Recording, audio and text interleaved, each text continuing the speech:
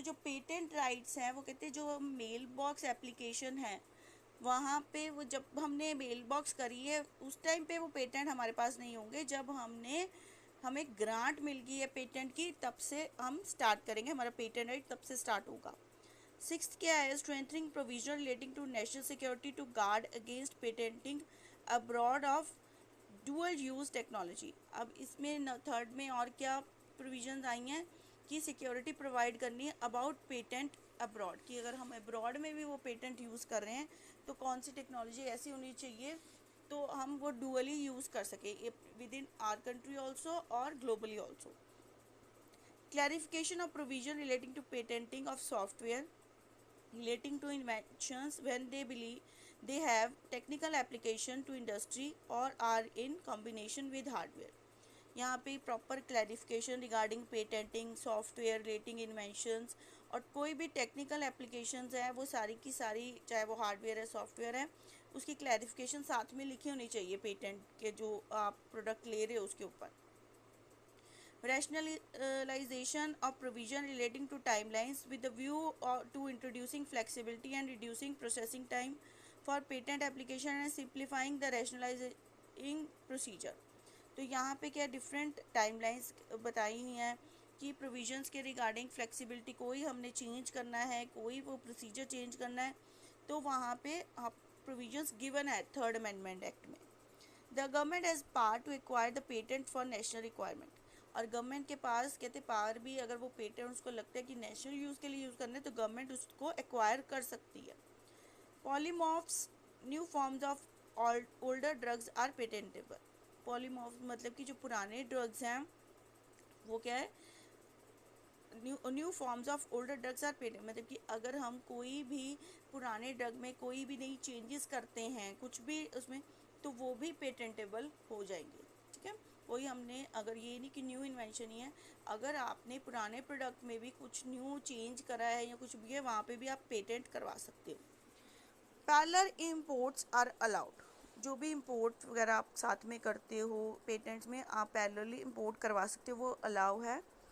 Local production is mandatory, और जो भी आप अगर पेटेंट कर रहे हो उसकी लोकल प्रोडक्शन होनी चाहिए, इट इज़ मैंडेटरी।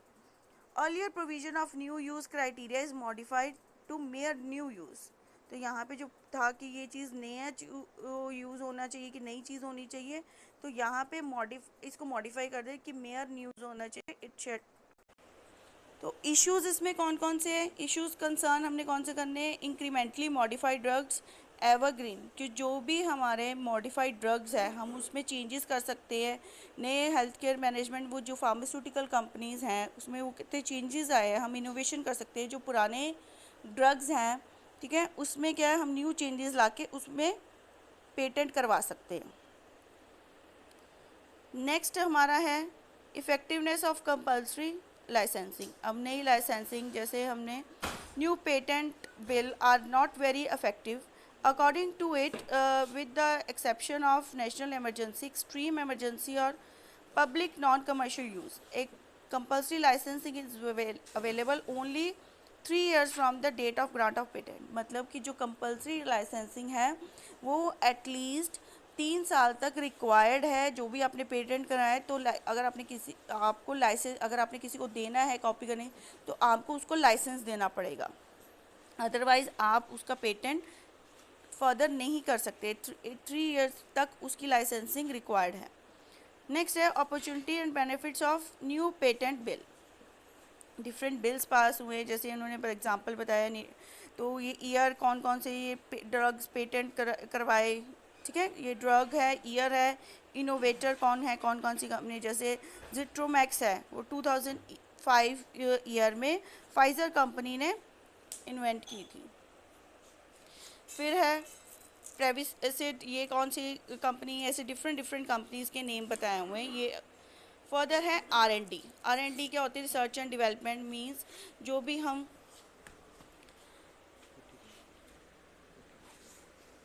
नई नई कंपनीज आती हैं तो वहाँ पे रिसर्च, अब आपने देखा होगा कोविड की सिचुएशन में क्या था, नए नए आपने देखे इंजेक्शन कोवैक्सीन है, कोविशील्ड है या स्पुतनिक वैक्सीन है, डिफरेंट डिफरेंट कंट्रीज़ की। तो R&D करके ही रिसर्च एंड डेवलपमेंट के थ्रू ही ये क्या है हम देखते हैं कि कौन कौन सी वो टेस्टिंग होती है, डिस्कवरी करते हैं, ये सारी पेटेंट करवानी पड़ती है।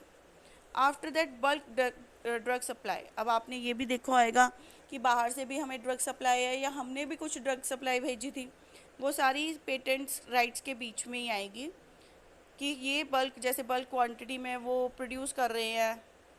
ठीक है, अब आपने देखा होगा कि इवन की जो सीरम इंस्टीट्यूट है वहाँ पे जो हमारी वैक्सीन है, कौन स्पुतनिक वैक्सीन की भी उन्होंने प्रोडक्शन की ले ली है कि बिग वो क्या कहते हैं उसमें प्रोड्यूस करेंगे। और बल्क सप्लाई अपनी गवर्नमेंट ने जो है बल्क सप्लाई करती है, आपने ये सारी चीज़ें देखी हैं। उसमें क्या है कि जेनरिक मेडिसिन आपको पता ही है। जेनरिक मेडिसिन कौन सी होती है, जो इनके पर्टिकुलरली कोई वो हम पैकेजिंग प्रॉपर नहीं होती, राइट। तो वो जेनरिक मेडिसिन हैं, वो सारे वो भी आप पेटेंट करवा सकते हो। After that contract manufacturing. Contract manufacturing में क्या है कि आपने किससे मैन्युफैक्चरिंग करवानी है, फर्दर कंपनी, जैसे अभी एग्जांपल पीछे भी मैंने दिए, जैसे स्पुतनिक की अब सीरम इंस्टीट्यूट कॉन्ट्रैक्ट मैन्युफैक्चरिंग कर रहा है। फिर आता है हमारा स्ट्रेटेजिक अलायंस कि हमने अलायंस किसके साथ करना है।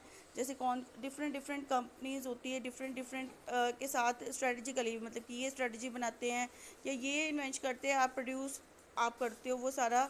आपने एक और देखा होगा DRDO जो आपकी मेडिसिन आई थी, ठीक है, वो कंपनी, वो जो रिसर्च आर्मी ने करी थी, अब वो किसके साथ कर रहे हैं, रैनबैक्सी के साथ, राइट। तो ये सारी चीज़ें हैं, पेटेंट आप करवा सकते हो।